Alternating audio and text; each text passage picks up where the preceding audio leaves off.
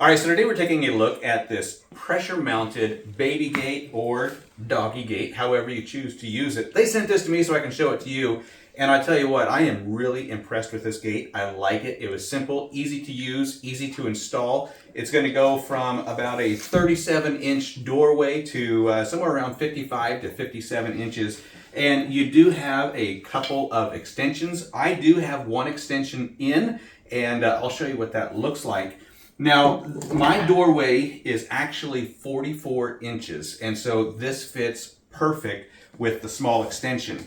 So what you get is the gate, you get a small extension, and then you also get a large extension, and then you can use the gate, the small, and the large extension if you need to go out to 55, 57 inches, somewhere around there. You also get these pressure mount plates if you want to install them. I chose not to install them. The boots or the covers on the end of the screw heads are rubber, so they're just putting pressure on the paint. When you begin to add some, when you add stuff to your walls like stickers or screws, you end up with holes that you don't want, or it removes paint that really kind of bothers you. So I just went with the pressure on all four of the legs. Now, when you are using this, you want to make sure that you get equal pressure on the top and the bottom so that you're not getting your gate cockeyed a little bit or bowed in the center. You want to have equal pressure pushing into the center. Funny thing, this does come shipped with a zip tie in the center holding these two together that says, "Do not cut until installed." Well, I'm not very good with instructions. I just go all out and open everything up and then install it. Well, it would have been a whole lot easier to install this if I would have left that zip tie on here. But if you do happen to cut the zip tie like I did, you're still able to install it. You just need to hold this real tight in the center so that you can get your tension rods in. Now, the tension rods are just going to slip into the back. They're just going to slip in there, and they're going to be a loose fit. And then when you begin to extend them out up against the wall, you're going to use this tensioner right. You're going to use this tension knob right here, and you're going to turn that to tighten it. Now that's loosening it right now, and you can see that screw is beginning to go in. The gate is beginning to get loose, and so you want to make sure that you get that nice and tight. So I'm just going to keep turning this until I feel like we're nice and tight where I want it to be. Now, when you look at if you need extra support, they do give you 2 extra supports if you're adding those extensions to it. I'm choosing not to use those because I feel like my gate is pretty snug, both top and bottom. Now, the way that the gate is going to work, it is kind of a spring-loaded gate.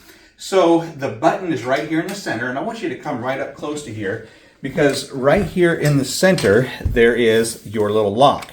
And when you pull the trigger, that's what opens the door. But you've also got to lift up at the same time in order to raise the door. Notice how this lifts up. You can't pull that out, but you do need to lift it up to get it over this bottom lock right here. There's another bar that comes out of the bottom here, right here, that's going to lock in right here.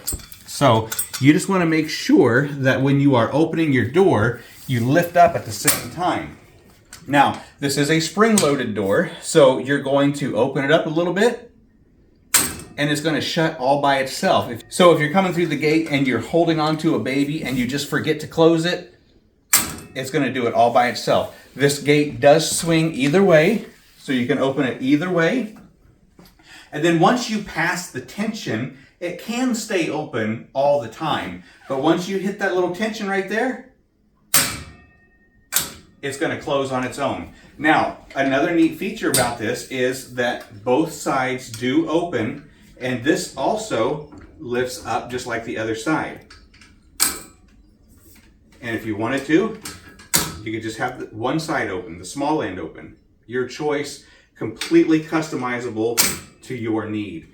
Now, let's say you get a smart child. We've got two 3-year-old granddaughters that like to work these gates, and they'll work these gates and they'll figure them out. But I want you to notice down here on the bottom, if you do get one of those smart kids, you've got 2 locks right here where you can lock your gate so that it doesn't open either way. No matter how smart your kid is, they probably won't figure that out. You can also have it so that it only opens one way, but not the other. So these are dual locks. You got one of these on each side, and they are customizable, so you can lock one side or the other, and then you can also do it on the small end as well. Now again, we're going to be using this most times for our pets because our bedrooms are back here, and so our dogs do not go into the bedrooms. So we're able to keep the puppies out, or we can let them in. So Timber, let's go. Now, Timber's not able to get into the bedrooms, the bathrooms, the playrooms, or any of these rooms back here. So if you're looking for a really nice gate, I'm really impressed with this one. It's sturdy, it's solid, it's got really good tension to it. I can loosen it, tighten it, I can do whatever I need to it just to make sure that it's got the perfect fit. I can extend it to a different doorway. I can also shorten it in another doorway. Whatever my need is, I can customize it with this gate right here.